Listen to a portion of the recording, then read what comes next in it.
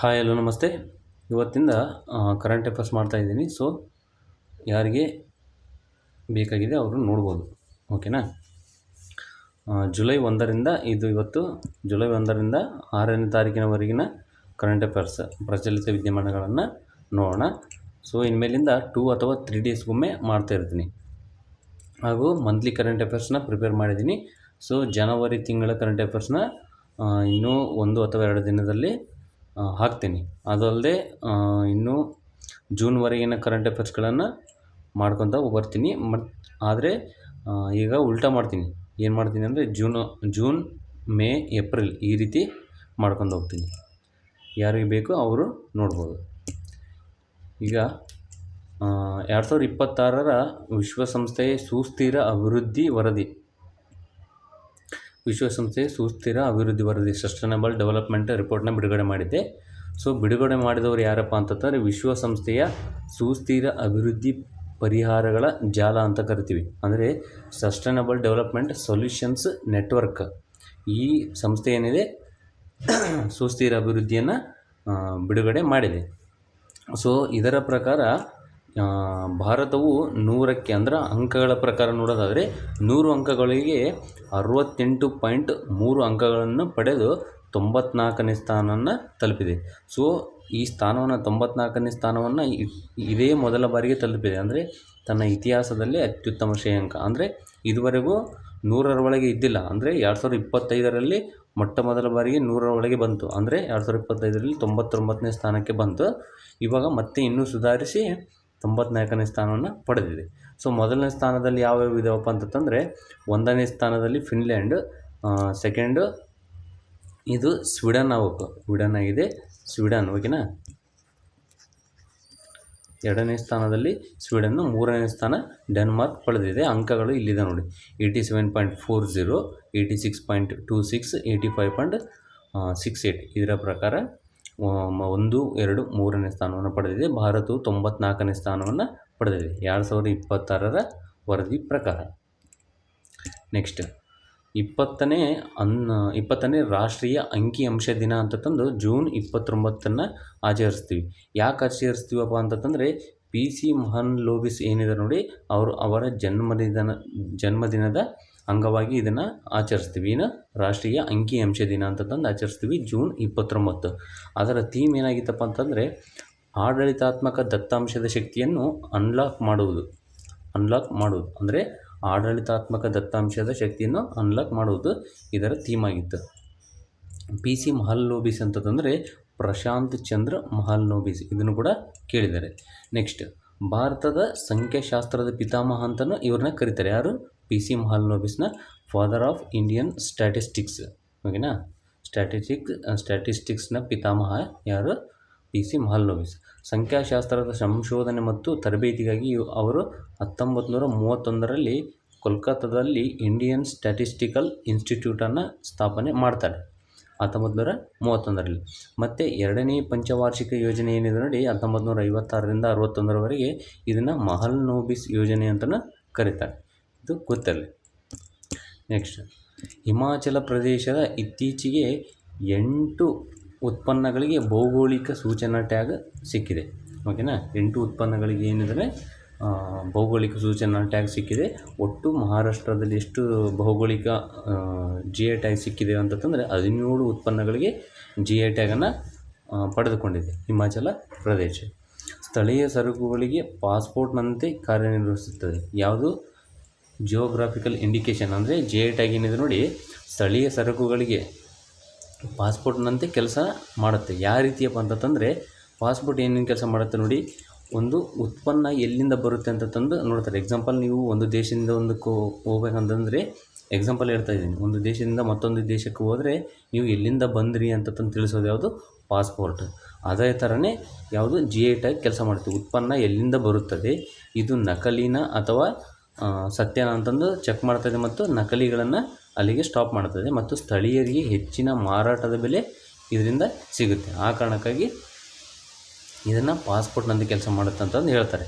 Next ಇಲ್ಲಿ ಹಿಮಾಚಲದ 8 ಉತ್ಪನ್ನಗಳು ಯಾವ್ಯಾವಪ್ಪ ಅಂತಂದರೆ ಸ್ವೀಟಿ ಸಿಬುಕಾರ್ನ್ ಅಂತಂದು ಒಂದಿದೆ, ಅದು ಚರ್ಮ ಉತ್ಪನ್ನ. ಅದು ಸ್ವೀಟಿ ಸಿಬಕ್ತಾರ್ನ್ ಅಂತಂದು ಕರಿತೀವಿ, ಅದು ಏನು ಚರ್ಮದ ಉತ್ಪನ್ನ ಆಗಿದೆ, ಇದು ಚರ್ಮದ ಉತ್ಪನ್ನ.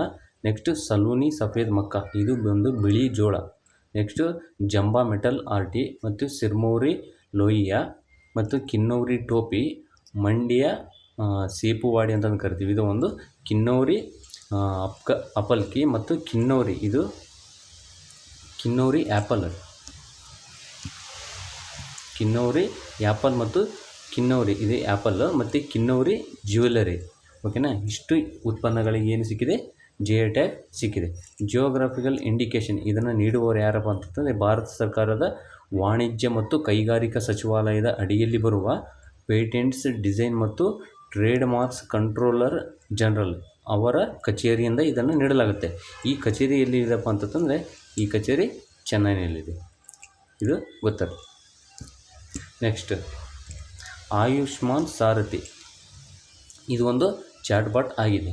ಓಕೆನಾ, ಅಭಿವೃದ್ಧಿ ಮಾಡಿದವರು ಯಾರಪ್ಪ ಅಂತಂದರೆ ರಾಷ್ಟ್ರೀಯ ಆರೋಗ್ಯ ಪ್ರಾಧಿಕಾರ ಅಂತಂದು ಕರಿತೀವಿ, ಇದನ್ನು ಸಿದ್ಧಪಡಿಸಿದೆ. ನ್ಯಾಷನಲ್ ಹೆಲ್ತ್ ಅಥಾರಿಟಿ ಅಂತಂದು ಕರಿತೀವಲ್ಲ, ರಾಷ್ಟ್ರೀಯ ಆರೋಗ್ಯ ಪ್ರಾಧಿಕಾರ ಇದನ್ನು ಸಿದ್ಧಪಡಿಸಿದೆ. ಆಯುಷ್ಮಾನ್ ಭಾರತ ಯೋಜನೆಗಳನ್ನು ತಲುಪಿಸುವ 24x7 ವಾಟ್ಸಾಪ್ ಚಾಟ್ಬಾಟ್ ಆಗಿದೆ. ಓಕೆನಾ, ಗೊತ್ತಿರಲಿ ಆಯುಷ್ಮಾನ್ ಸಾರಥಿ. ಇದರ ಉದ್ದೇಶ ಏನಪ್ಪ ಅಂತಂದರೆ ಪ್ರಧಾನಮಂತ್ರಿ ಜನ ಆರೋಗ್ಯ ಯೋಜನೆ PMJAY ಅಂತ ಏನಿದೆ ನೋಡಿ, ಅದರ ಫಲಾನುಭವಿಗಳ ಸಹಾಯಕ್ಕಾಗಿ ಇದನ್ನು ಸ್ಥಾಪನೆ ಮಾಡಿದ್ದಾರೆ, ಈ ಚಾಟ್ಬಾಟ್ನ ತಂದಿದ್ದಾರೆ. ಇದರಾಗ ಏನೇನು ಸಹಾಯ ಆಗುತ್ತಂತಂದರೆ KYC ಮಾಡಿಸಲು ಇದು ಸಹಾಯ, ಮತ್ತು ಆಯುಷ್ಮಾನ್ ಕಾರ್ಡ್ಗಳನ್ನು ಡೌನ್ಲೋಡ್ ಮಾಡಲು ಮತ್ತು ಹತ್ತಿರದ ಎಂಪನಲ್ಡ್ ಆಸ್ಪತ್ರೆಗಳನ್ನು ಪತ್ತೆ ಹಚ್ಚಲು, ಮತ್ತು ನಿಮಗೆ ಏನೇನು ಬೇಕು ಎಲ್ಲ ಇದರಲ್ಲಿ ಸಿಗ್ತವೆ. ಇತರೆ ಅವಶ್ಯಕತೆಗಳು ಇದರಲ್ಲಿ ಸಿಗ್ತವೆ.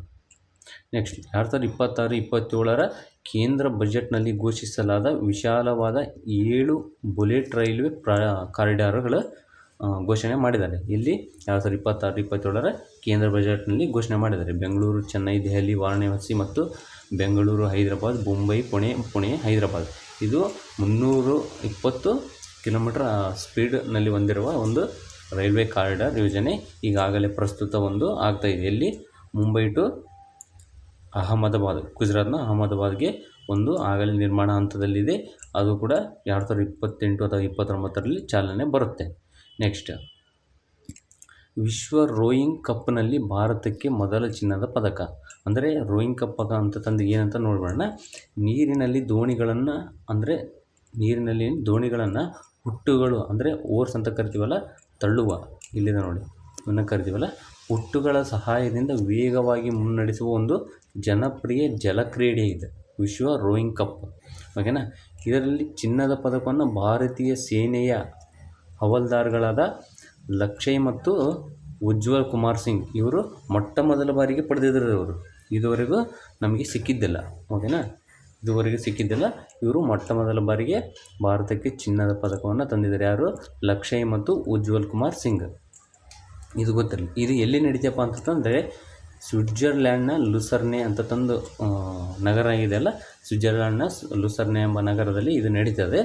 ಇದರಲ್ಲಿ ಇವರ ಸಾಧನೆ ಏನಪ್ಪ ಅಂತಂದರೆ 6 ನಿಮಿಷ 26 ಸೆಕೆಂಡ್ಗಳಲ್ಲಿ 6 ನಿಮಿಷ 26.09 ಸೆಕೆಂಡ್ಗಳಲ್ಲಿ ಇದನ್ನು ಸಾಧನೆ ಮಾಡಿದ್ದಾರೆ. 2ನೇ ಸ್ಥಾನ ಹಾಂಗ್ಕಾಂಗ್, 3ನೇ ಸ್ಥಾನ ನೆದರ್ಲ್ಯಾಂಡ್.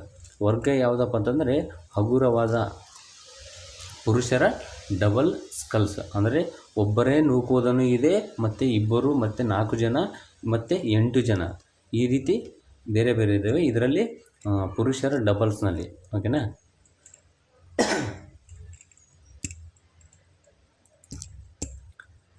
ಕೇಂದ್ರೀಯ ಬುಡಕಟ್ಟು ವಿಶ್ವವಿದ್ಯಾಲಯ. ಇತ್ತೀಚೆಗೆ ಕೇಂದ್ರೀಯ ಬುಡಕಟ್ಟು ವಿಶ್ವವಿದ್ಯಾಲಯ ಅಲ್ಲಿ ಒಂದು ಘಟಿಕೋತ್ಸವ ಆಗುತ್ತೆ.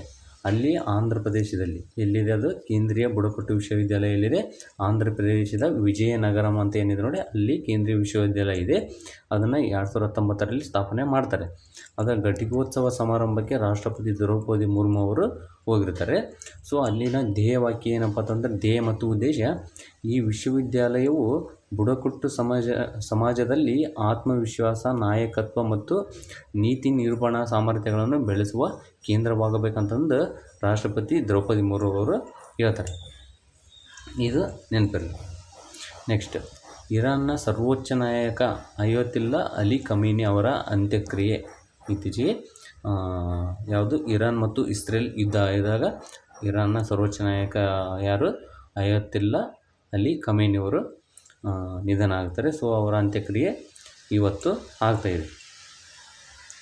ಭಾರತದಿಂದ ಇಲ್ಲಿಗೆ ಯಾರು ಹೋಗಿದ್ದಾರಪ್ಪ, ಇವರ ಅಂತ್ಯಕ್ರಿಯೆಗೆ ಯಾರು ಹೋಗಿದ್ದಾರಪ್ಪ ಅಂತ ತಂದು ಕೇಳೋದಾದರೆ, ಭಾರತದಿಂದ ಬಿಹಾರ್ ರಾಜ್ಯಪಾಲರಾದ ಸೈಯದ್ ಅತಾ ಹಸೈನಿ ಮತ್ತು ವಿದೇಶಾಂಗ ವ್ಯವಹಾರಗಳ ರಾಜ್ಯ ಸಚಿವೆ ಯಾರು, ಪವಿತ್ರ ಮಾರ್ಗರೆಟ್ ನೇತೃತ್ವದ ಉನ್ನತ ಮಟ್ಟದ ನಿಯೋಗವನ್ನು ಕಳಿಸಿದರೆ ಅಲ್ಲಿಗೆ ಅದು ಹೋಗಿದೆ. ದೇಶದ 2ನೇ ಬುಲೆಟ್ ರೈಲು ಯೋಜನೆಯನ್ನು ಇತ್ತೀಚೆಗೆ ನಮ್ಮ ಕೇಂದ್ರ ರೈಲ್ವೆ ಸಚಿವ ಅಶ್ವಿನಿ ವೈಷ್ಣವ್ ಅವರು ಘೋಷಣೆ ಮಾಡಿದ್ದಾರೆ. ಇಲ್ಲಿಂದ ಎಲ್ಲಿಗಪ್ಪ ಅಂತಂದರೆ, ದೆಹಲಿಯಿಂದ ಸಿಲಿಗುರಿಗೆ, ಅಂದರೆ ಸಿಲಿಗುರಿಯಲ್ಲಿ ಬರುತ್ತೆ ಪಶ್ಚಿಮ ಬಂಗಾಳ, ದೆಹಲಿಯಿಂದ ಲಕ್ನೋವರೆಗೆ ಇದನ್ನು 2ನೇ ಬುಲೆಟ್ ರೈಲು ಯೋಜನೆಯನ್ನು ಸ್ಥಾಪನೆ ಮಾಡ್ತಾರೆ. ಅದು ಯಾವ್ಯಾವ ಮುಖಾಂತರ ಹೋಗುತ್ತಂದರೆ, ದೆಹಲಿ, ಲಕ್ನೋ, ವಾರಣಾಸಿ, ಪಾಟ್ನಾ, ಇದರ ಮೂಲಕ ಸಿಲಿಗುರಿ, ಅಂದರೆ ಪಶ್ಚಿಮ ಬಂಗಾಳದ ಸಿಲಿಗುರಿಗೆ ಮುಟ್ಟುತ್ತೆ. ನೆಕ್ಸ್ಟ್, ಇದನ್ನು ಕೇಂದ್ರ ರೈಲ್ವೆ ಸಚಿವ ಅಶ್ವಿನಿ ವೈಷ್ಣವ್ ಅವರು ಘೋಷಣೆ ಮಾಡಿದ್ದಾರೆ. ಎಲ್ಲಿ? ಕೋಲ್ಕತ್ತಾದಲ್ಲಿ ಘೋಷಣೆ ಮಾಡಿದ್ದಾರೆ. ಮೊದಲನೇ ರೈಲ್ವೆ ಎಲ್ಲಿಂದ ಎಲ್ಲಿಗೆ ಅವರಿಗೆ ಇತ್ತು? ಮುಂಬೈ ಟು ಅಹಮದಾಬಾದ್ವರೆಗೆ, ಅಂದರೆ ಗುಜರಾತ್ನ ಅಹಮದಾಬಾದ್ವರೆಗೆ ಈಗಾಗಲೇ ಅದು ಪೂರ್ಣಗೊಳ್ಳುವ ಹಂತಕ್ಕೆ ಬಂದಿದೆ. ಅದು ಟೋಟಲ್ 508 ಕಿಲೋಮೀಟರ್. ವಿಶ್ವದ ಮೊದಲ ಹೈಡ್ರೋಜನ್ ಉತ್ಪಾದನಾ ಘಟಕ ಎಲ್ಲಿ? ತಮಿಳುನಾಡಿನ ಕಲ್ಪಕ್ಕಂನಲ್ಲಿರುವ ಭಾರತದ ಇಂದಿರಾ ಗಾಂಧಿ ಪರಮಾಣು ಸಂಶೋಧನಾ ಕೇಂದ್ರದಲ್ಲಿ ಇದನ್ನು ಉದ್ಘಾಟನೆ ಮಾಡಿದರು. ಇದು ಏನಪ್ಪ ಅಂದರೆ ವಿಶ್ವದ ಮೊದಲ ಹೈಡ್ರೋಜನ್ ಉತ್ಪಾದನಾ ಘಟಕ, ಓಕೆನಾ. ಇದು ಫಾಸ್ಟ್ ಬ್ರೀಡರ್ ಟೆಸ್ಟ್ ರಿಯಾಕ್ಟರ್ನ ಶಾಖ ಮತ್ತು ಕಾಪರ್ ಕ್ಲೋರಿನ್ ಥರ್ಮೋಕೆಮಿಕಲ್ ಚಕ್ರವನ್ನು ಬಳಸಿ ನೀರನ್ನು ವಿಭಜಿಸಿ ಹೈಡ್ರೋಜನನ್ನು ತಯಾರು ಮಾಡುತ್ತೆ.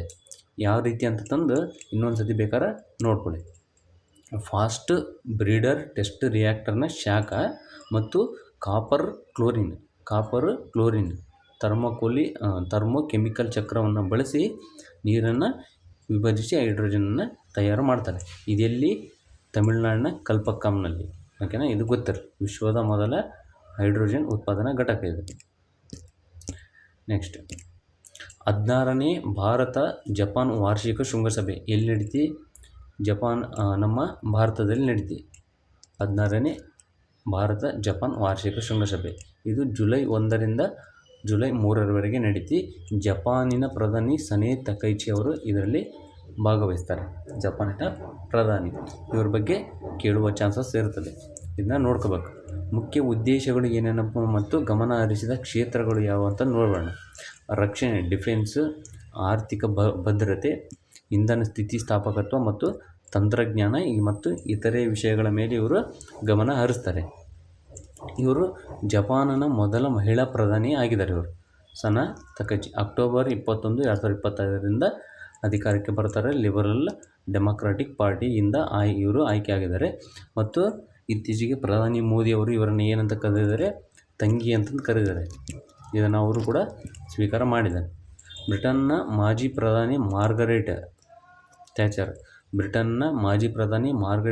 ಮಾರ್ಗರೆಟ್ ಥ್ಯಾಚರ್ ಏನಿದೆ ನೋಡಿ, ಅವರ ಆಡಳಿತ ಶೈಲಿಯನ್ನು ಇಷ್ಟಪಡುವ ಇವರನ್ನು ಜಪಾನಿನ ಐರನ್ ಲೇಡಿ ಅಂತಲೂ ಕರೀತಾರೆ. ಇದು ಗೊತ್ತಿರಲಿ.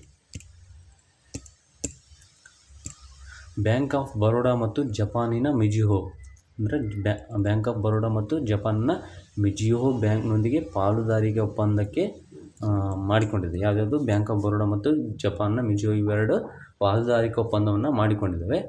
ಏನೇನಪ್ಪ ವಿಷಯ ಅಂತ ನೋಡ್ಬೋಣ. ಭಾರತೀಯ ಕಂಪನಿಗಳು ವಿದೇಶದಲ್ಲಿ ಹೂಡಿಕೆ ಬೆಂಬಲಿಸುವ ಮತ್ತು ವಿದೇಶಿ ಕಂಪನಿಗಳು ಭಾರತದಲ್ಲಿ ಹೂಡಿಕೆ ಬೆಂಬಲಿಸುವ ಗುರಿಯನ್ನು ಇವು ಹೊಂದಿದ್ದಾವೆ, ಓಕೆನಾ.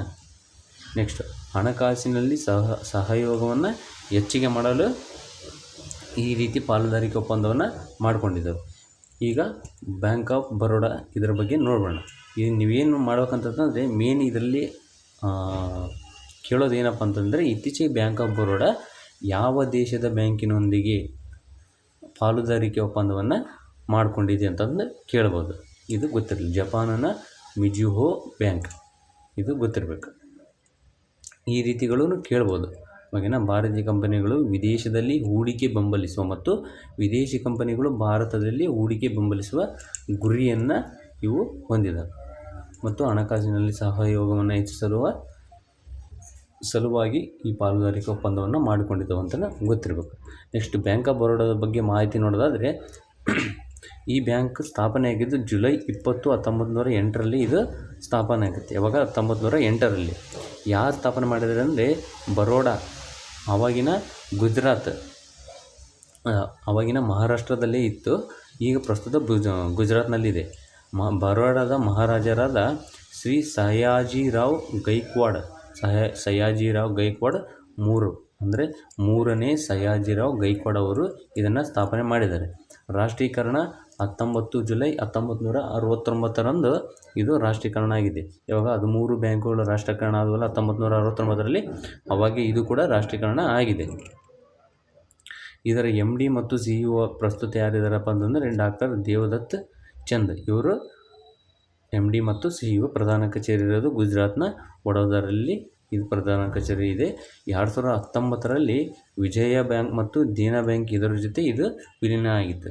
Bank of Baroda, Vijaya bank, Dena bank ಇವು 3 ಕೂಡಿ ಬ್ಯಾಂಕ್ ಆಫ್ ಬರೋಡಾ ಆಗಿದೆ. ನೆಕ್ಸ್ಟ್ NPCI ರಾಷ್ಟ್ರೀಯ ಪಾವತಿ ನಿಗಮ. ಇದೇನಿದೆ ನೋಡಿ, HSBC ಇಂಡಿಯಾ ಮತ್ತು JP ಮಾರ್ಗನ್ ಪಾವತಿಗಳೊಂದಿಗೆ ಸಹಯೋಗವನ್ನು ಮಾಡಿಕೊಂಡಿದೆ. ಯಾವುದು? NPCI ರಾಷ್ಟ್ರೀಯ ಪಾವತಿ ನಿಗಮ. HSBC ಬ್ಯಾಂಕ್ ಮತ್ತು JP ಮಾರ್ಗನ್ ಇದರೊಂದಿಗೆ ಸಹಯೋಗವನ್ನು ಮಾಡಿಕೊಂಡಿದೆ. ಈ ಯೋಜನೆಯ ಪ್ರಯೋಜನಗಳು ಏನೇನಪ್ಪ ನೋಡ್ಬಿಡೋಣ. ನೈಜ ಸಮಯದ ದರ ವೀಕ್ಷಣೆ ಅಂದರೆ real time takes. Next real time rates. ಹಿಂದೆ ವಿದೇಶದಲ್ಲಿ UPI ಪಾವತಿ ಮಾಡಿದ ಮೇಲೆ ಭಾರತೀಯ ಮೌಲ್ಯ ಎಷ್ಟು ಎಂದು ತಿಳಿತಿತ್ತು. ಇದನ್ನು ಬಿಟ್ಬಿಡಿ. ವಿದೇಶದಲ್ಲಿ ಭಾರತೀಯ ಮೌಲ್ಯ ಎಷ್ಟು ಎಂದು ತಿಳಿತಿದೆ. ಅಂದರೆ ಮೊದಲು ಏನಿತ್ತಪ್ಪ ಅಂದರೆ ವಿದೇಶದಲ್ಲಿ, ಅಂದರೆ ಭಾರತದಿಂದ ವಿದೇಶಕ್ಕೆ ಹೋಗಿರ್ತಾರಲ್ಲ, ಅವರು ವಿದೇಶದಲ್ಲಿ ಏನಾದರೂ UPIಯನ್ನು ಬಳಸಿ ಪಾವತಿ ಮಾಡಿದ ಮೇಲೆ ಈಗ ಯಾವುದೋ ಒಂದು ಪಾವತಿ ಮಾಡುವಾಗ ಅದು ಅಮೌಂಟ್ ಎಷ್ಟು ಅಂತ ತಂದು ಅವರ ದುಡ್ಡಿನಿಂದಲೇ ನಾವು ಮಾಡಬೇಕಾಗಿತ್ತು. ಎಕ್ಸಾಂಪಲ್ ಡಾಲರ್ ಮುಖಾಂತರ ಮಾಡಿದಾಗ ಆ ಡಾಲರ್ ಮಾತ್ರ ತೋರಿಸ್ತಿತ್ತು. ಆ ಡಾಲರ್ ಪ್ರಸ್ತುತ ನಮ್ಮ ಭಾರತೀಯ ಅಮೌಂಟ್ ಎಷ್ಟಂತಂದು ನಮಗೆ ತೋರಿಸ್ತಿದ್ದಿಲ್ಲ. ಆದರೆ ಪ್ರಸ್ತುತ ಏನು ಮಾಡಿದ್ದಾರೆ ಅಂತಂದರೆ ಇದನ್ನು, ಆದರೆ ಇವಾಗ ಮೊದಲೇ ತಿಳಿಯುತ್ತೆ. ಅಂದರೆ ನೀವು ಮೊದಲು ಪಾವತಿ ಮಾಡೋಕ್ಕಿಂತ ಮುಂಚೆನೇ ನಿಮ್ಮಲ್ಲಿ ತೋರಿಸ್ಬಿಡುತ್ತೆ ಎಷ್ಟು ಇಂಡಿಯನ್ ರುಪಿ ಅಂತಂದು ತೋರಿಸುತ್ತೆ. ಇದು ರಿಯಲ್ ಟೈಮ್ ರೇಟ್ಸ್ನ ತಂದಿದೆ. ನೆಕ್ಸ್ಟ್ ಪಾರದರ್ಶಕತೆ. ಇದು ಗುಪ್ತ ಶುಲ್ಕ ಇಲ್ಲದಿರುವುದರಿಂದ ಪಾವತಿ ಎಷ್ಟು ಎಂಬುದು ತಿಳಿಯುತ್ತೆ. ಅಂದರೆ ಯಾವುದೇ ಗುಪ್ತ ಶುಲ್ಕ ಅಥವಾ ಇನ್ನಿತರೆ ಟ್ಯಾಕ್ಸ್ಗಳು ಇಲ್ಲದೇ ಇರುವುದರಿಂದ ಪಾವತಿ ಎಷ್ಟು ಎಂಬುದು ಮೊದಲೇ ಆರಾಮಾಗಿ ತಿಳಿಯುತ್ತೆ. ಮತ್ತು ವೇಗದ ಇತ್ಯರ್ಥ. ಹಣವು ಬೇಗನೆ ಅವರ ಸ್ಥಳೀಯ ಕರೆನ್ಸಿಗೆ ವರ್ಗಾವಣೆ ಆಗುತ್ತೆ. ನೀವು UPI ಮುಖಾಂತರ ಅಮೌಂಟ್ ಹಾಕ್ತಿರಲ್ಲ, ಅವರ ಸ್ಥಳೀಯ ಕರೆನ್ಸಿಗೆ ಅದು ಆಟೋಮೆಟಿಕ್ಕಾಗಿ ವರ್ಗಾವಣೆ ಆಗಿಬಿಡುತ್ತೆ. ಇದರ ಪ್ರಯೋಜನಗಳು ಇವೆಲ್ಲ ಇದ್ದಾವೆ, ಇವೆಲ್ಲ ಗೊತ್ತಿರಬೇಕು. ಇವೆಲ್ಲದಕ್ಕಿಂತ ಮುಖ್ಯ ಏನೈತಿ, NPCI ರಾಷ್ಟ್ರೀಯ ಪಾವತಿ ನಿಗಮವು ಯಾವ ಪಾವತಿಗಳೊಂದಿಗೆ ಸಹಯೋಗನ ಹೊಂದಿದೆ ಅಂತಂದರೆ HSBC ಇಂಡಿಯಾ ಮತ್ತು JP ಮಾರ್ಗನ್ ಇವರ ಜೊತೆ ಸಹಯೋಗವನ್ನು ಹೊಂದಿದೆ. ಕಾರ್ಮಿಕ ಮಾರುಕಟ್ಟೆ ವರದಿ. ಇದನ್ನು ಬಿಡುಗಡೆ ಮಾಡುವವರು ಯಾರಪ್ಪ ಅಂತಂದರೆ ರಾಷ್ಟ್ರೀಯ ಸಂಖ್ಯಾಶಾಸ್ತ್ರೀಯ ಕಚೇರಿ, ಅಂದರೆ ಇದೆ ನೋಡಿ, NSO, national statistic organisation. Next HDFC ಬ್ಯಾಂಕ್ನ ಅರೆಕಾಲಿಕ ಅಧ್ಯಕ್ಷರನಾಗಿ, ಅಂದರೆ ಪೂರ್ಣಾವಧಿಗೆ ಅಧ್ಯಕ್ಷರು ಅಲ್ಲ ಇವರು, ಅರೆಕಾಲಿಕ ಅಧ್ಯಕ್ಷನಾಗಿ ಮಾಜಿ ಮುಖ್ಯ ಚುನಾವಣಾ ಆಯುಕ್ತರಾದ ರಾಜೀವ್ ಕುಮಾರ್ ಇವರನ್ನು 3 ವರ್ಷಗಳ ಅವಧಿಗೆ ನೇಮಕ ಮಾಡಲಾಗಿದೆ. ಓಕೆನಾ. ಯಾವುದು?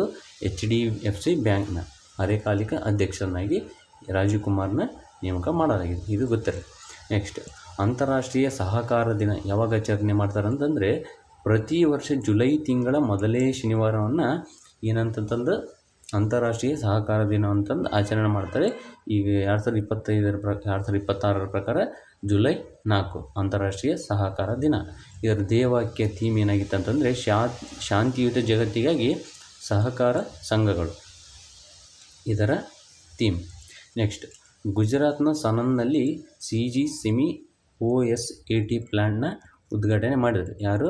ನರೇಂದ್ರ ಮೋದಿಯವರು ಇದನ್ನು ಉದ್ಘಾಟನೆ ಮಾಡಿದ್ದಾರೆ. ಅಂದರೆ outsourced semiconductor assembly and test. ಇದು ಜಂಟಿ ಸಹಭಾಗಿತ್ವದೊಂದಿಗೆ ಇದು ಏನು ಉದ್ಘಾಟನೆ ಆಗುತ್ತೆ. ಇದನ್ನು ಅಂದರೆ ಯಾವ್ಯಾವ ಜಂಟಿ ಉದ್ಯಮಗಳು ಇದನ್ನು ಸ್ಥಾಪನೆ ಮಾಡಿದವ ಅಂತಂದರೆ, ಇದು ಭಾರತದ ಮುರುಗಪ್ಪ ಗ್ರೂಪ್ನ CG ಪವರ್ ಈ ಕಂಪನಿ ಒಂದು, ಮತ್ತು ಜಪಾನಿನ ರೆನೆಸಾಸ್ ಎಲೆಕ್ಟ್ರಾನಿಕ್ಸ್ ಮತ್ತು ಥೈಲ್ಯಾಂಡಿನ ಸ್ಟಾರ್ ಮೈಕ್ರೋ ಎಲೆಕ್ಟ್ರಾನಿಕ್ಸ್, ಈ 3 ಸಂಸ್ಥೆಗಳು ಕೂಡಿ ಈ ಜಂಟಿ ಉದ್ಯಮವನ್ನು ಸ್ಟಾರ್ಟ್ ಮಾಡಿದ್ದಾರೆ. ಯಾವ್ಯಾವು? ಮುರುಗಪ್ಪ ಗ್ರೂಪ್ನ CG ಪವರ್, ಇದು ಭಾರತದ ಕಂಪನಿ. ಜಪಾನ್ ಕಂಪ್ನಿ ಯಾವುದು? ರೆನೆಸಾಸ್ ಎಲೆಕ್ಟ್ರಾನಿಕ್ಸ್. ಥೈಲ್ಯಾಂಡಿನ ಕಂಪ್ನಿ ಯಾವುದು? Star micro electronics. ಇವು 3 ಕಂಪನಿಗಳು ಕೂಡಿ ಇದನ್ನು ಸ್ಥಾಪನೆ ಮಾಡಿದೆ. ಯಾವುದು? CG semi OSAT. ಇದು ಒಂದು ಸೆಮಿಕಂಡಕ್ಟರ್. ಈಗಾಗಲೇ 2 ಸೆಮಿಕಂಡಕ್ಟರ್ ಇದ್ದಾವೆ, ಇದು 3ನೇದು. ಇದು ಗೊತ್ತಿರಲಿ. ವಿಕಸಿತ್ ಭಾರತ್ ವಿಷನ್ ಅಂತಂದು ಒಂದು ಬಂದಿದೆ. ಅದೇನಪ್ಪ ಅಂತಂದರೆ, ಭಾರತ 12 ವರ್ಷದ ಪ್ರಗತಿ ಬಗ್ಗೆ ಮಾತನಾಡಿದ ರಕ್ಷಣಾ ಸಚಿವ ರಾಜನಾಥ್ ಸಿಂಗ್. ಅಂದರೆ ವಿಕಸಿತ್ ಭಾರತ್ ವಿಷನ್ ಇದರ ಇದರ ಪ್ರಕಾರ ಮಾತನಾಡಿದ ರಕ್ಷಣಾ ಸಚಿವ ರಾಜನಾಥ್ ಸಿಂಗ್ ಕೆಲವು ತಂತ್ರಗಳನ್ನು ಹೇಳ್ತಾರೆ. ಏನಪ್ಪ ಅಂತಂದರೆ, 12 ವರ್ಷದ ಪ್ರಗತಿಗೆ ಏನು ಮುಖ್ಯ ಕಾರಣ ಅಂತಂದರೆ ರಿಫಾರ್ಮ್, ಪರ್ಫಾರ್ಮ್, ಟ್ರಾನ್ಸ್ಫಾರ್ಮ್. ಈ ತಂತ್ರವನ್ನು ಅವರು ಹೇಳ್ತಾರೆ. ಓಕೆನಾ? ರಿಫಾರ್ಮ್, ಪರ್ಫಾರ್ಮ್, ಟ್ರಾನ್ಸ್ಫಾರ್ಮ್, ಈ ರೀತಿ ತಂತ್ರವನ್ನು ಹೇಳ್ತಾರೆ. ಇದು ಸ್ವಲ್ಪ ಎಕ್ಸಾಮಿಗೆ ಬರುವ ಸಾಧ್ಯತೆಗಳು ಇರ್ತವೆ. ಇಂಥವನ್ನು ನೋಡ್ಕೋಬೇಕು. ಇದನ್ನು ಹೇಳಿದವರು ಯಾರು? ರಕ್ಷಣಾ ಸಚಿವ ರಾಜನಾಥ್ ಸಿಂಗ್. ಇದು ಸ್ಟಾರ್ಟಪ್ಗಳು ಮತ್ತು ಯೂನಿಕಾರ್ನ್ಗಳಲ್ಲಿ ಬೃಹತ್ ಬೆಳವಣಿಗೆ ಕಾರಣ. ಪ್ರಸ್ತುತ 2 ಲಕ್ಷ ಪ್ಲಸ್ ಸ್ಟಾರ್ಟಪ್ ಮತ್ತು 125ಕ್ಕೂ ಹೆಚ್ಚು ಯೂನಿಕಾರ್ನ್ಗಳನ್ನು ಸ್ಥಾಪನೆ ಮಾಡಿದ್ದಾರೆ. ಇವೆಲ್ಲ ಮೊದಲು ಬಹಳ ಕಡಿಮೆ ಇದ್ದವು. ಯೂನಿಕಾರ್ನ್ಗಳು ಕೇವಲ 5 ಯೂನಿಕಾರ್ನ್ಗಳು ಇದ್ದವು, ಮತ್ತು 500 ಸ್ಟಾರ್ಟಪ್ಗಳು ಇದ್ದವು ಪ್ರಸ್ತುತ. ಅಂದರೆ 2014 ಹಿಂದೆ 500 ಸ್ಟಾರ್ಟಪ್ಗಳು, 125 ಈ ಪ್ರಸ್ತುತ ಇದೆಯಲ್ಲ ಅವು 5ರಿಂದ 10 ಸಮಥಿಂಗ್ ಇದ್ದವು. ಈಗ ಪ್ರಸ್ತುತ 125 ಪ್ಲಸ್ ಯೂನಿಕಾರ್ನ್ಗಳು ಆಗಿವೆ ಅಂತಂದು ಯಾರು ಹೇಳ್ತಾರೆ? ರಕ್ಷಣಾ ಸಚಿವ ರಾಜನಾಥ್ ಸಿಂಗ್ರವರು ಹೇಳ್ತಾರೆ. ನೆಕ್ಸ್ಟ್, ಉಡಾನ್ ಯೋಜನೆಯನ್ನು ವಿಸ್ತರಣೆ ಮಾಡಿದ್ದಾರೆ. ಉಡಾನ್ ಅಂದರೆ ಏನು? ಉಡೇ ದೇಶ್ ಕಾ ಆಮ್ ನಾಗರಿಕ ಅಂತ ತಂದು ಇದರ ಫುಲ್ ಫಾರ್ಮ್. ಸೊ ಇದು ಏನಪ್ಪ ಅಂದರೆ, ಹಣಕಾಸು ವರ್ಷ 2026-27ರಿಂದ 2035-36ವರೆಗೆ ಇದನ್ನು 10 ವರ್ಷಗಳವರೆಗೆ ಇದನ್ನು ವಿಸ್ತರಣೆ ಮಾಡಿದ್ದಾರೆ. ಉಡಾನ್ ಯೋಜನೆಯ ಉದ್ದೇಶಗಳು ಏನೇನಿದಾವೆ ಅಂತಂದು ಒಂದು ಸತಿ ನೋಡೋಣ. ಇದು ಸಣ್ಣ ಮತ್ತು ಮಧ್ಯಮ ನಗರಗಳಿಗೆ ವಿಮಾನ ಸಂಪರ್ಕವನ್ನು ಒದಗಿಸುವುದು.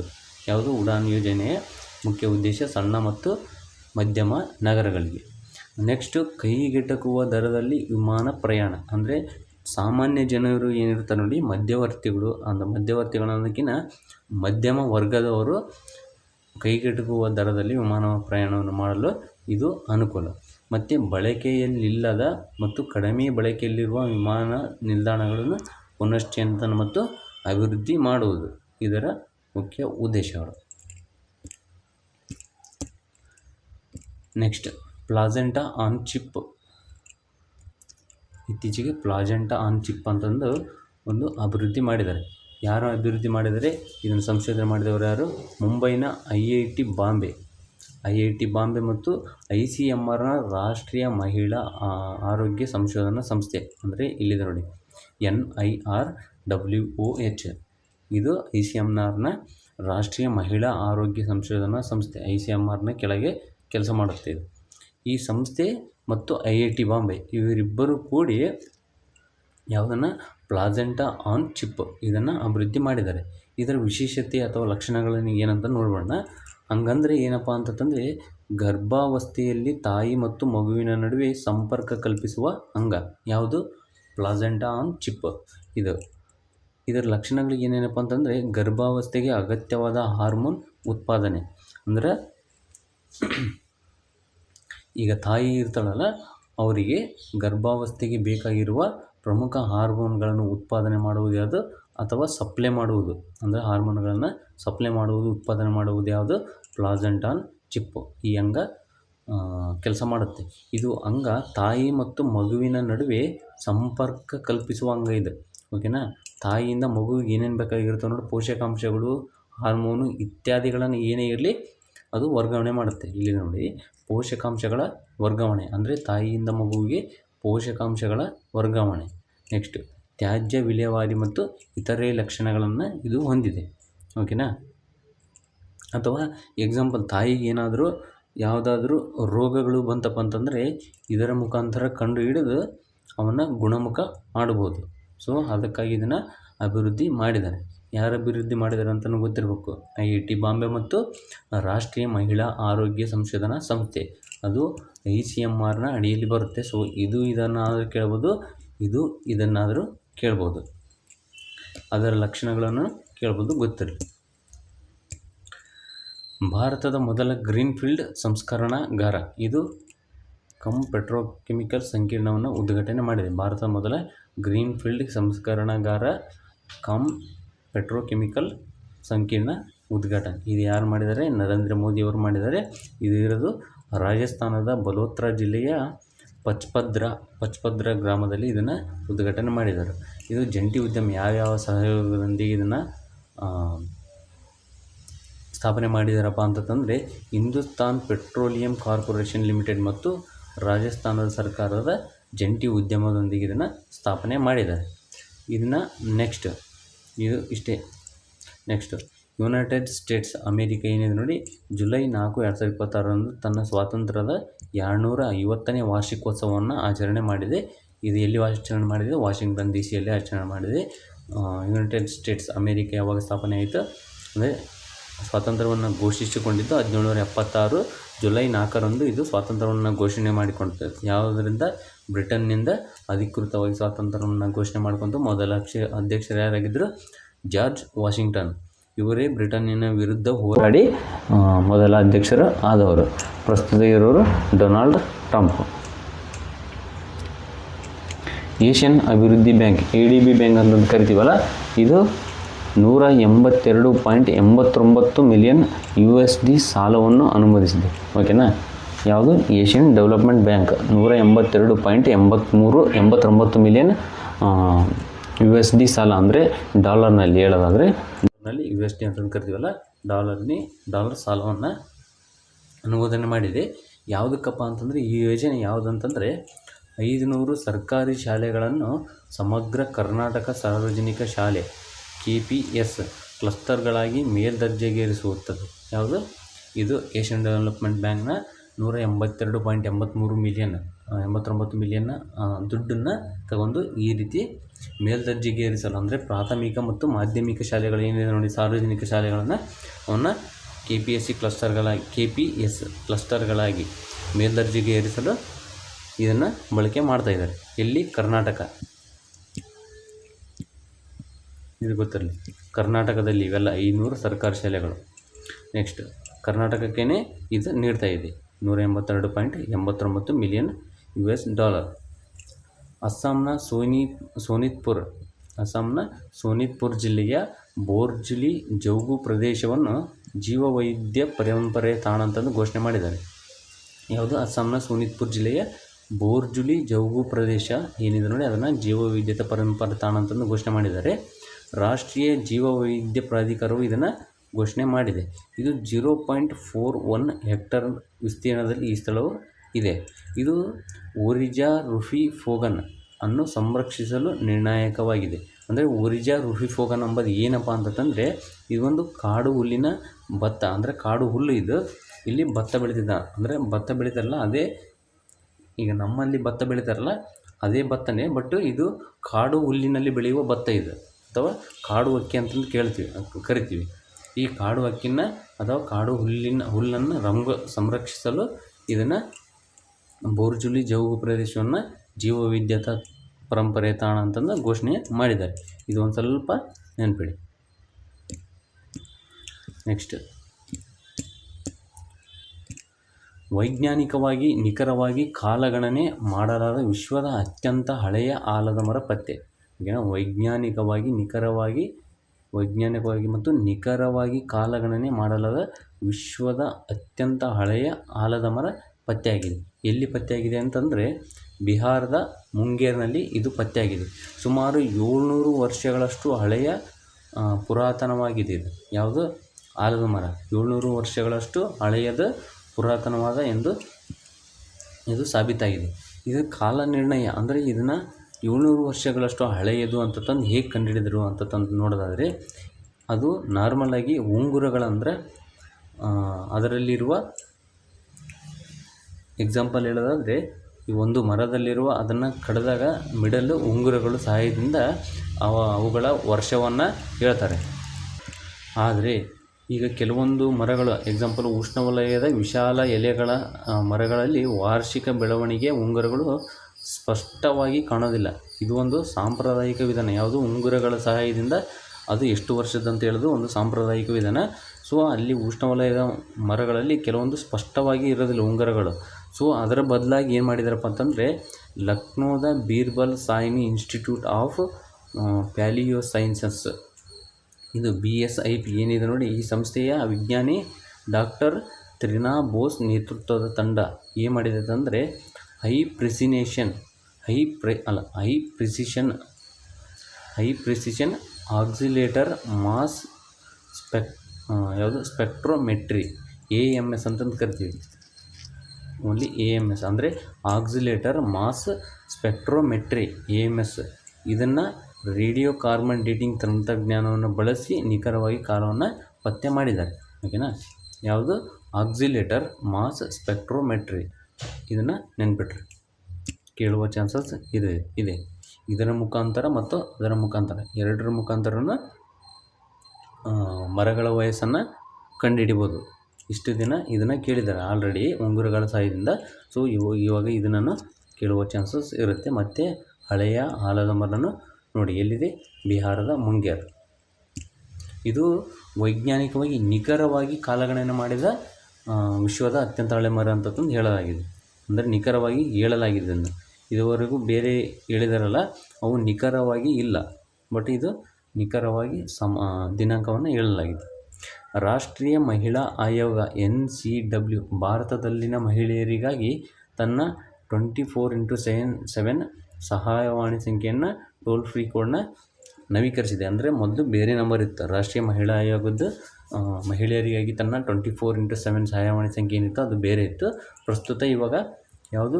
14490 ಇದು ರಾಷ್ಟ್ರೀಯ ಮಹಿಳಾ ಆಯೋಗದ ಇತ್ತಿನ ಸಹಾಯವಾಣಿ ಸಂಖ್ಯೆ. ಇದು ಕೂಡ ನೆನಪಲ್ಲಿ. ನೆಕ್ಸ್ಟ್, ಸಕಾಲ, ಜನಸ್ಪಂದನ ಮತ್ತು ಆಡಳಿತ ಹಾಗೂ ಆಡಳಿತ ಸುಧಾರಣಾ ವಿಭಾಗಗಳು. ಈ ಮೂರು ಏನಿದೆ ನೋಡಿ, ಸಕಾಲ, ಜನಸ್ಪಂದನ ಹಾಗೂ ಆಡಳಿತ ಸುಧಾರಣಾ ವಿಭಾಗಗಳು ಸೇರಿಸಿ ಪ್ರಜಾಸೇವಾ ಇಲಾಖೆ ಅಂತ ತಂದು ಹೊಸ ಸ್ವತಂತ್ರ ಇಲಾಖೆಯನ್ನು ಸ್ಥಾಪನೆ ಮಾಡಿದೆ. ಯಾವುದು ಸ್ಥಾಪನೆ ಮಾಡಿದೆ? ಕರ್ನಾಟಕ ರಾಜ್ಯ ಸರ್ಕಾರ ಇದನ್ನು ಸ್ಥಾಪನೆ ಮಾಡಿದೆ. ಯಾವುದು? ಪ್ರಜಾಸೇವಾ ಇಲಾಖೆ. ಇದರ ಮೇನ್ ಏನಪ್ಪ ಕೆಲಸ ಅಂತಂದರೆ, ಪ್ರಜಾಸೇವಾ ಇಲಾಖೆಯ ಇದು ಮೊದಲು ಇದರ ಕಾರ್ಯದರ್ಶಿಯಾಗಿ ಯಾರಿದ್ದಾರಪ್ಪ ಅಂತಂದರೆ ಹರ್ಷಗುಪ್ತ, ಅಂದರೆ ಹಿರಿಯ IAS ಅಧಿಕಾರಿಯಾದ ಹರ್ಷಗುಪ್ತ ಅವರನ್ನು ನೇಮಕ ಮಾಡಲಾಗಿದೆ. ಯಾರನ್ನ? ಹರ್ಷಗುಪ್ತ ಇವರು ಪ್ರಧಾನ ಕಾರ್ಯದರ್ಶಿಯಾಗಿ ನೇಮಕ ಮಾಡಲಾಗಿದೆ. ಯಾವುದರದ? ಪ್ರಜಾಸೇವಾ ಇಲಾಖೆಯ ಪ್ರಧಾನ ಕಾರ್ಯದರ್ಶಿ. ಇದರ ಕಾರ್ಯವಿಧಾನ ಏನನ್ನು ನೋಡಪ್ಪ ಅಂತಂದರೆ, ಮನೆ ಬಾಗಿಲಿಗೆ ಪರಿಹಾರ. ಓಕೆನಾ, ಎಕ್ಸಾಂಪಲು ವಿಳಂಬವಾಗುವ ಪಿಂಚಣಿ ಪಾವತಿಗಳು, ಭೂ ದಾಖಲೆಗಳ ತಿದ್ದುಪಡಿ ಅಥವಾ ಪಹಣಿ ಖಾತೆ, ಮತ್ತು ರಸ್ತೆ ದುರಸ್ತಿ, ಪುರಸಭೆ ಪರವಾನಗಿಗಳು ಹಾಗೂ ವಿದ್ಯುತ್ ಸಂಪರ್ಕ ಅಥವಾ ಇನ್ನಿತರೆ ಯಾವುದೇ ಸಮಸ್ಯೆಗಳಿದ್ರೂ ಇವಾಗ ಏನು ಮಾಡ್ತಾಯಿದ್ದಾರೆ, ವಿಧಾನಸೌಧ ಅಥವಾ ವಿಕಾಸಸೌಧ ಈ ಕಡೆ ಹೋಗಬೇಕಾಗುವ ಪರಿಸ್ಥಿತಿ ಬಂದಿದೆ. ಸೊ ಅದಕ್ಕಾಗಿ ನೀವು ಇರುವ ಸ್ಥಳದಲ್ಲಿಯೇ ಅಲ್ಲೇ ಪರಿಹಾರ ಒದಗಿಸುವ, ಅಂದರೆ ತಳಮಟ್ಟದಲ್ಲಿಯೇ ಪರಿಹಾರವನ್ನು ಒದಗಿಸುವ ಸಲುವಾಗಿ ಪ್ರಜಾಸೇವಾ ಇಲಾಖೆಯನ್ನು ಸ್ಥಾಪನೆ ಮಾಡಿದ್ದಾರೆ. ನಮ್ಮ ಕರ್ನಾಟಕ ಸರ್ಕಾರದ DK ಶಿವಕುಮಾರ್ ಅವರು ಇದನ್ನು ಉದ್ಘಾಟನೆ ಮಾಡಿದರು. ಗೊತ್ತಿರಲಿದೆ. ಇದರ ಕಾರ್ಯದರ್ಶಿಯಾಗಿ ಯಾರನ್ನು ನೇಮಕ ಮಾಡಲಾಗಿದೆ? ಹರ್ಷ ಗುಪ್ತಾ. ನೆಕ್ಸ್ಟ್, ವಿಜಯ್ ಮಾರ್ಗಸೂಚಿ ಅಂತ ತಂದು ಹೊಸದಾಗಿ ಬಂದಿದೆ. ಇದು ಯಾವುದರದಪ್ಪ ಅಂತಂದರೆ ನಮ್ಮ ಭಾರತೀಯ ಸೇನೆಗೆ ಸಂಬಂಧಪಟ್ಟಂತೆ ಇದನ್ನು ತಂದಿದ್ದಾರೆ. ವಿಜಯ್ ಅಂತ ತಂದು ಏನಪ್ಪ ನೋಡೋದಾದರೆ ವಿಜಿಲೆನ್ಸ್, ಇನ್ನೋವೇಷನ್, ಜಾಯಿಂಟ್ನೆಸ್ ಮತ್ತು ಅಂದರೆ vigilance, innovation, jointness and integration. ಒಂದು second. Vigilance, innovation, jointness and integration ಮತ್ತು ಆತ್ಮನಿರ್ಭರ ಅಂದರೆ ಸೆಲ್ಫ್ ರಿಲಿಯನ್ಸ್, ಆತ್ಮನಿರ್ಭರ ಮತ್ತು Yodha first. Vigilance, innovation, jointness and integration, Atmanirbhar, Yodha first. Vijay ಅಂತಂದರೆ ಇದು ಫುಲ್ ಫಾರ್ಮ್. ಇದನ್ನು ಪರಿಚಯ ಮಾಡಿದವರು ಸೇನಾ ಮುಖ್ಯಸ್ಥ ಜನರಲ್ ಧೀರಜ್ ಸೇಠ್. ಇದರ ಉದ್ದೇಶ ಏನಪ್ಪ ಅಂತಂದರೆ ಆಧುನಿಕ ಯುದ್ಧ ತಂತ್ರಗಳಿಗೆ ತಕ್ಕಂತೆ ಸೈನ್ಯವನ್ನು ಡಿಜಿಟಲೀಕರಣಗೊಳಿಸುವುದು ಮತ್ತು ಮಲ್ಟಿ ಡೊಮೈನ್ ವಿವಿಧ ಕ್ಷೇತ್ರಗಳಲ್ಲಿ ಕಾರ್ಯಾಚರಣೆ ನಡೆಸುವ ಸಾಮರ್ಥ್ಯ ಬೆಳೆಸುವುದು. ಇದೇನಪ್ಪ ಅಂತಂದರೆ ಪ್ರಧಾನಮಂತ್ರಿಯವರ ಜೈ ಅಂತ ತಂದು ಒಂದು ಏನು ಹೇಳಿದ್ರು ಪರಿಕಲ್ಪನೆಯನ್ನು ತಂದಿದ್ದರು. ನಮ್ಮ ನರೇಂದ್ರ ಮೋದಿ ಪ್ರಧಾನಮಂತ್ರಿಯವರು ಏನು ತಂದಿದ್ರು, ಜೈ ಅಂತಂದರೆ ಜಾಯಿಂಟ್ನೆಸ್, ಅಲೈನ್ಡ್ ಇನ್ನೋವೇಷನ್ ಇದನ್ನು ತಂದಿದ್ರಲ್ಲ. ಮತ್ತು ರಕ್ಷಣಾ ಸಚಿವಾಲಯದ ಡಿಕೇಡ್ ಆಫ್ ಟ್ರಾನ್ಸ್ಫಾರ್ಮೇಷನ್ ಇವೆರಡರ ಸಹಭಾಗಿತ್ವದಿಂದ ಇದರ ಪರಿಕಲ್ಪನೆ 2023ರಿಂದ 2032ರವರೆಗೆ ತಂದಿದೆ. ಯಾವುದು? ರಕ್ಷಣಾ ಸಚಿವಾಲಯ ಡಿಕೇಡ್ ಆಫ್ ಟ್ರಾನ್ಸ್ಫಾರ್ಮೇಷನ್ನ 2023ರಿಂದ 2032ರವರೆಗೆ ಇದನ್ನು ತಂದಿದೆ. ಸೊ ಜೈ ಮತ್ತು ಡಿಕೇಡ್ ಟ್ರಾನ್ಸ್ಫಾರ್ಮೇಷನ್ ಇದರ ಪರಿಕಲ್ಪನೆಗೆ ಪೂರಕವಾಗಿ ಇದನ್ನು ಸಿದ್ಧ ಮಾಡಿದೆ. ಯಾವುದನ್ನು? ವಿಜಯ್ ಅಂದರೆ ಜನರಲ್ ಧೀರಜ್ ಸೇಠ್ ಅವರು ಜೈನಿಂದ ವಿಜಯ್ ಎಂದು ಹೇಳಿದ್ದಾರೆ. ಅಂದರೆ ನೆಕ್ಸ್ಟ್ ಜೈಯನ್ನೇ ವಿಜಯಾಗಿ ಮುಂದುವರಿಸೋಣ ಅಂತಂದು ಹೇಳಿದ್ದಾರೆ. ಇವೆಲ್ಲ ಗೊತ್ತಿರಬೇಕು. ರಿಲಯನ್ಸ್ ಫೌಂಡೇಶನ್ನ ಸಂಸ್ಥಾಪಕಿ ಮತ್ತು ಅಧ್ಯಕ್ಷರಾದ ನೀತಾ ಅಂಬಾನಿ ಅವರಿಗೆ ಅಮೇರಿಕದ ಫ್ಲೋರಿಡಾ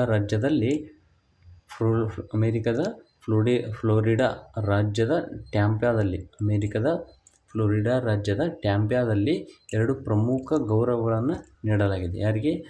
ನೀತಾ ಅಂಬಾನಿ ಅವರಿಗೆ. ಇದು ಪ್ರಶಸ್ತಿ ಒಂದು ಯಾವುದಪ್ಪ ಅಂತಂದರೆ ಹ್ಯುಮಾನಿಟೇರಿಯನ್ ಪ್ರಶಸ್ತಿ. ಇದನ್ನು ನೀಡಿದ ಸಂಸ್ಥೆ ಯಾವುದು?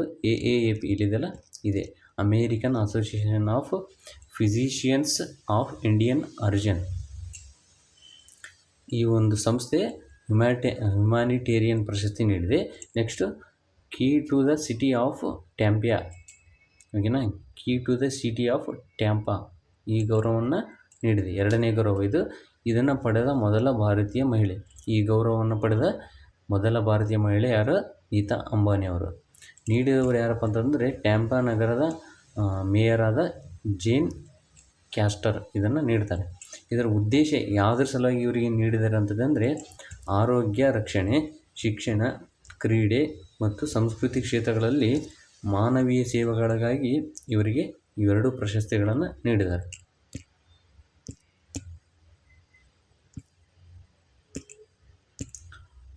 ಸೊ ಇಲ್ಲಿಗೆ ಇವತ್ತಿನ ಕರೆಂಟ್ ಅಫೇರ್ಸ್ ಮುಕ್ತಾಯ ಆಗಿದ್ದಾವೆ.